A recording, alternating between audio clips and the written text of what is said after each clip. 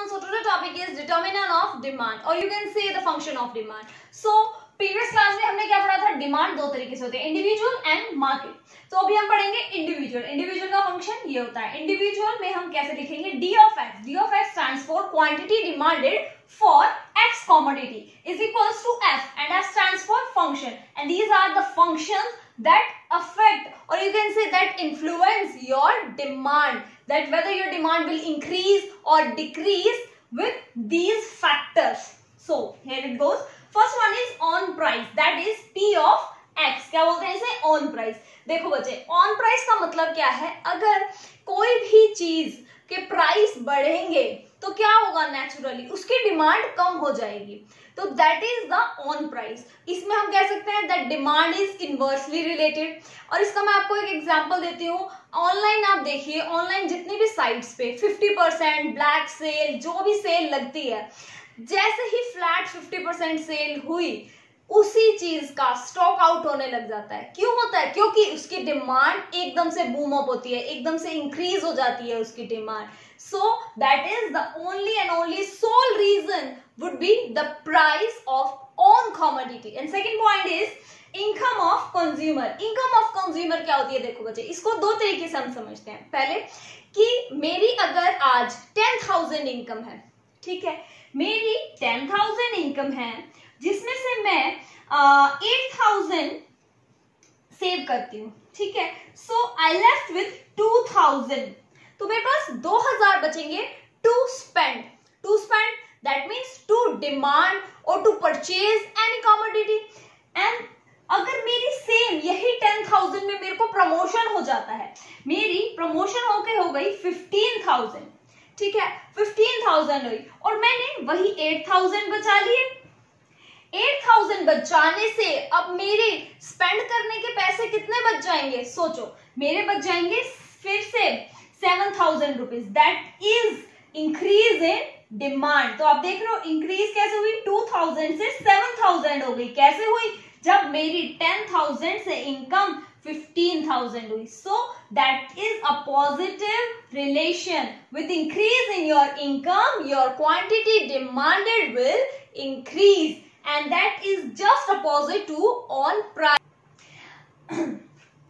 So तीसरा point है हमारा टेस्ट एंड प्रेफरेंस, जिसको हम लिखते हैं टी, दैट इज. तो चलो अब इसका एक लेटेस्ट एग्जांपल देखते हैं. कोविड है.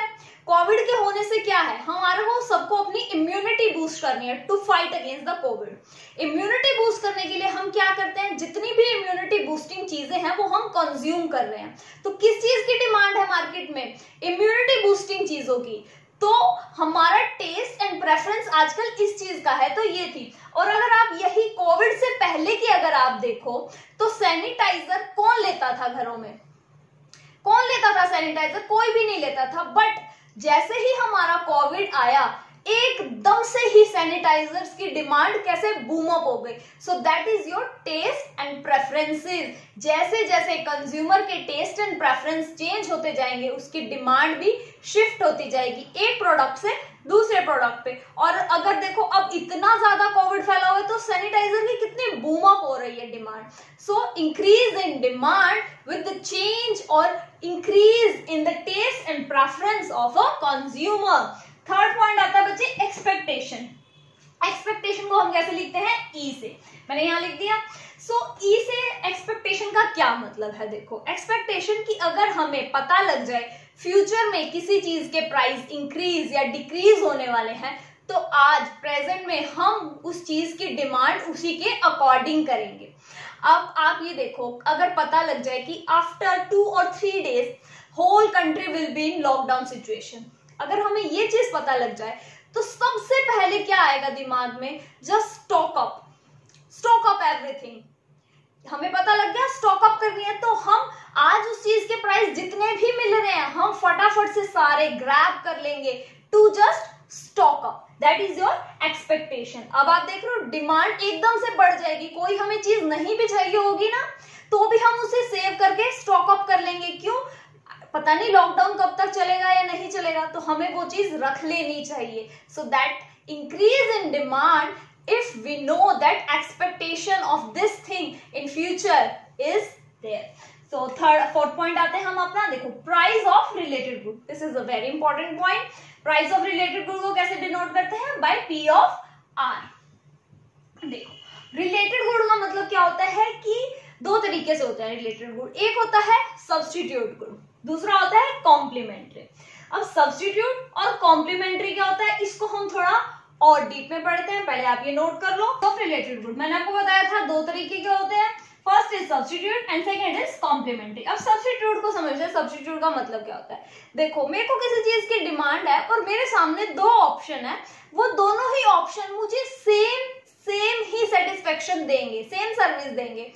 तो मेरी मर्जी है, चाहे मैं ये चूज करूं या ये चूज करूं, मेरे को सेटिस्फेक्शन उतनी ही मिलेगी। अब आप इसे एग्जांपल ले लीजिए, मेरी मर्जी है, चाहे मैं बाहर सिंपल जो आते हैं मास्क में वो लगा के चले जाओ, या फिर जो आजकल जैसे डिजाइनर पैटर्न्स पैचेस और पता नहीं कितनी वैरायटी के मास्क आ रहे हैं। तो पर्पस तो मेरा वही है ना, पर्पस है मेरे को मास्क लगा के जाना, पर्पस तो सॉल्व हो रहा है बट अवेलेबल बहुत सारे हैं। So that is your substitute good. Complementary good क्या होते हैं बच्चे? कॉम्प्लीमेंट्री होते हैं ऐसे गुड जो एक दूसरे को कॉम्प्लीमेंट करे। कि अगर मेरे पास कार है तो कार को चलाने के लिए मेरे पास क्या होना चाहिए? पेट्रोल। मेरे पास पेट्रोल भी होना चाहिए तभी चलेगी ना car. So that is complementary and first one is substitute good. अब इसको समझते हैं कि इसमें हमारा डिमांड का कैसे पॉजिटिव होता है या नेगेटिव होता है। तो चलिए देखिए गुड्स का, सब्स्टिट्यूट गुड्स का एक बहुत ही पुराना एग्जांपल है, उससे हम समझते हैं। देखिए फर्स्ट हम देखते हैं टी एंड कॉफी। अब कुछ लोग टी पीते हैं, कुछ लोग कॉफी पीते हैं, पर पर्पस तो सॉल्व हो ही जाता है, चाहे टी पिए चाहे कॉफी पिए। अब इसमें हमारा डिमांड का क्या रोल रहता है, आप वो देखो। अगर से सपोज मैं कहती हूँ टी के ना प्राइस बढ़ गए हैं, ठीक है, टी के प्राइस बढ़ गया पर मेरे पास तो लिमिटेड मनी है ना स्पेंड करने के लिए, तो मैं क्या करूंगी, टी के प्राइस बढ़े, मैं शिफ्ट हो जाऊंगी कॉफी की तरफ। कॉफी की तरफ शिफ्ट होने का मतलब that demand for coffee will increase, समझे। और वाइस वर्सा भी हो सकता है। अगर सपोज प्राइस जो है टी के डिक्रीज हो जाते हैं, सस्ती हो गई चाय, तो क्या कॉफी वाले भी क्या होंगे, कॉफी वाले भी इधर आ जाएंगे और कॉफी की डिमांड क्या हो जाएगी, कम हो जाएगी, क्योंकि आधे कॉफी पीने वाले यहां आ जाएंगे क्योंकि टी के प्राइस गिर गए हैं। पर्पस तो सॉल्व हो ही रहा है, चाहे टी पी लो या coffee P low. So that is your substitute good effect. अब कॉम्प्लीमेंट्री में वही एग्जांपल लेके चलते हैं हम कार एंड पेट्रोल का। अब देखो बच्चे, अब से सपोज कार के प्राइस जो हैं वो इंक्रीज हो गए, ठीक है, कार के प्राइस इंक्रीज हो गए तो हमारी पेट्रोल की डिमांड पे क्या होगा, खुद देखो। अगर मेरी प्राइस बढ़ गए हैं तो पेट्रोल डलवाने वाले भी तो कम हो जाएंगे ना, क्योंकि अगर प्राइस बढ़ गई तो डिमांड कम हो जाएगी, कार की डिमांड कम हो गई तो मतलब कम लोग पेट्रोल डलवाएंगे। सो इसमें क्या होगा, इसकी डिमांड क्या हो जाएगी, डिक्रीज। और आप उल्टा भी लेके चल सकते हैं, अगर प्राइस जो है डिक्रीज हो गए, कार के प्राइस डिक्रीज हो गए, ज्यादा लोग कार परचेज करेंगे, ज्यादा परचेज करने का मतलब पेट्रोल की डिमांड भी इंक्रीज हो जाएगी, क्योंकि बिना पेट्रोल के तो गाड़ी नहीं चलेगी, समझ गए। ये अब आप इन दोनों का अगर हम कंपैरिजन देखें तो इसमें देखो, इसमें क्या है, हमारी डिमांड नेगेटिवली रिलेटेड है और इसमें पॉजिटिवली रिलेटेड है, समझ गए। ये हो गया हमारे प्राइस ऑफ रिलेटेड गुड। अब हमने क्या पढ़ लिया, इंडिविजुअल मार्केट डिमांड फंक्शन। हमने इंडिविजुअल पढ़ लिया। इंडिविजुअल और मार्केट में सिर्फ दो चीजों का डिफरेंस है, that is N and Y D. N stands for population size and second Y D stands for distribution of income.